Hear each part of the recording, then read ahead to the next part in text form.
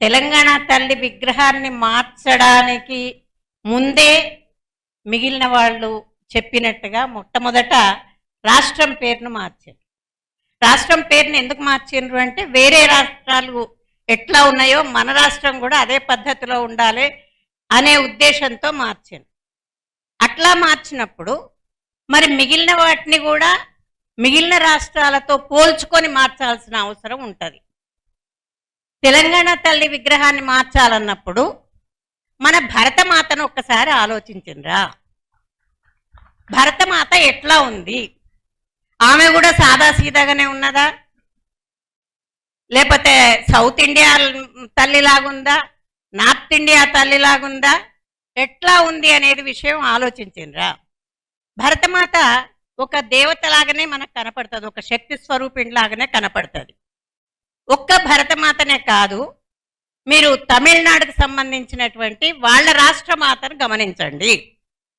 ఆ రాష్ట్రమాత ఎట్లా ఉంది?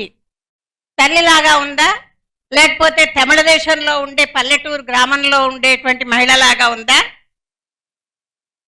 అదే పద్ధతిలో కన్నడ మాతను కూడా గమనించండి. కన్నడ మాత కూడా ఒక దేవతా విగ్రహం లాగానే ఉంది. మనం ఈ రాష్ట్రాన్ని తెలంగాణ రాష్ట్రం వచ్చిన తర్వాత తెలంగాణ తల్లి రాలే. ఉద్యమంలోనే రకరకాల సందర్భాల లోపట తెలంగాణ తల్లి వచ్చింది. అది మొదటి అంశం. మన అందరి లోపట ఒక తెలంగాణ తల్లికి ఒక స్వరూపాన్ని ఇచ్చుకున్నాం. ఇది కాంగ్రెస్ పార్టీ వచ్చింది కాబట్టి ఆ పార్టీకి అనుకూలంగా మార్దాము అనేటువంటి ఉద్దేశం అనేది నిజంగా మూర్ఖత్వమే అని నేను అనుకుంటున్నా. ఎందుకంటే మొన్న ఒక వ్యాసం వచ్చింది, ఒక ఆవిడ రాసింది, ఎంతసేపు తెలంగాణ రాగానే చాలామంది మేమంతా ఇక్కడే పుట్టి పెరిగినాం, మేము తెలంగాణ వాళ్ళమే అనుకున్నటువంటి అని చెప్పుకుంటున్నటువంటి అని జబ్బలు జరుచుకుంటున్నటువంటి వలసవాదులంతా కూడా చెప్పడానికేమో మేము తెలంగాణ వాళ్ళం అంటారు. ఆమె ఒక వ్యాసంలో రాస్తుంది, తెలంగాణ తల్లి గురించి ఇంత లొల్లెందుకు అట. ఆవిడకి మనోభావాలు తెలిస్తే కదా ఇక్కడ ఉంటున్నారు, ఇక్కడ అన్నీ అనుభవిస్తున్నారు తప్ప అసలు మన మనోభావం ఎట్లా ఉంటుంది, మన అస్తిత్వాన్ని పోతే ఎట్లా ఉంటుంది అనేటువంటి ఆ విషయం ఆమెకి మెదడుకు తట్టలేదు. ఏదో మామూలుగా ఒక అభిప్రాయాన్ని, ఒక స్టేట్మెంట్ని ఒక వ్యాసంలాగా రాసి పడేసిండ్రు. ఇది ఇప్పుడు చాలా చోట్ల జరుగుతున్నది, అన్ని విషయాల్లో అట్లాగే జరుగుతున్నది. ఇంతవరకు మేము తెలంగాణ రాగానే అసలు ఎక్కడున్న వాళ్ళంతా మేం తెలంగాణ వాళ్ళం అని చెప్పి ముందు కురుకొచ్చిన వాళ్ళందరూ కూడా ఆ తర్వాత ఇప్పుడు కొంచెం రాష్ట్ర ప్రభుత్వం మారగానే వాళ్ళ వాయిస్ కూడా మారిందనమాట. ఈ విషయాన్ని మనం గమనించాలి.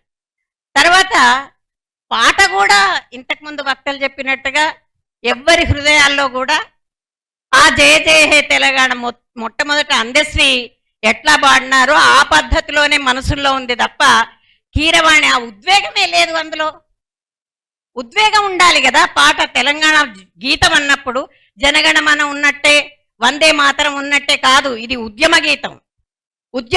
ఉద్యమం స్ఫూర్తినివ్వాలి.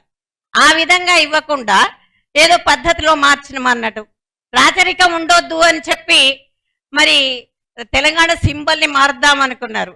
రాచరికం ఉండొద్దు అంటే మొట్టమొదలు ముఖ్యమంత్రి అనే పదం తీసేయాలి. మంత్రి అనే పదంలో రాచరికం ఉంది.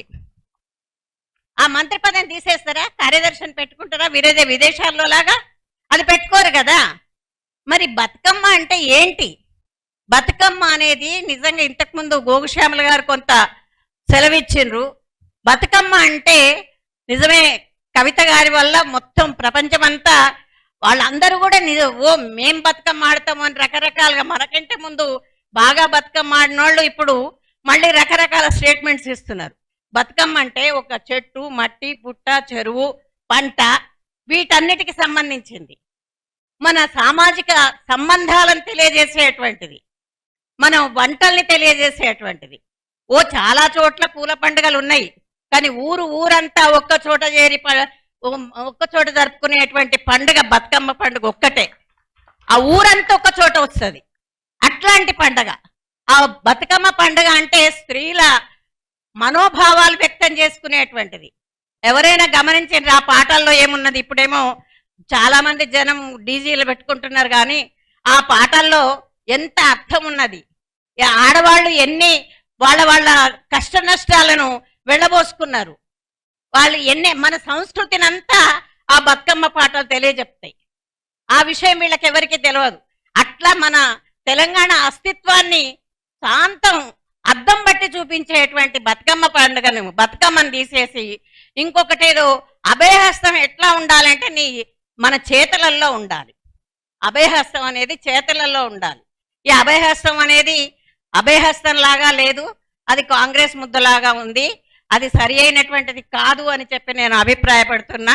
ఇట్లా ఇది బతుకమ్మ అనేటువంటి దాన్ని మార్చడము, ఆ తల్లి రూపాన్ని మార్చడం. ఇంకెవరో అన్నారు మా తల్లి లాగానే ఉన్నది, వాళ్ళ తల్లిలాగా ఉన్నదేమో, మా అమ్మలాగా లేదు. మా అమ్మలాగా అనిపించడం లేదు నాకు. అందుకని ఇది సరి అయినటువంటిది కాదు. వేరే దేశాల్లోకి పోయి రకరకాల థేమ్స్ నదిని చూసొచ్చి మరి మన మూసీ నదిని అట్లా చేద్దాం అనుకున్న వాళ్ళు థేమ్స్ నది పక్కన ఉన్నటువంటి ప్యాలెస్ అక్కడ ఉంది, రాచరిక గుర్తులు అక్కడ ఉన్నాయి అనే విషయాన్ని కూడా గుర్తు చేసుకోవాలని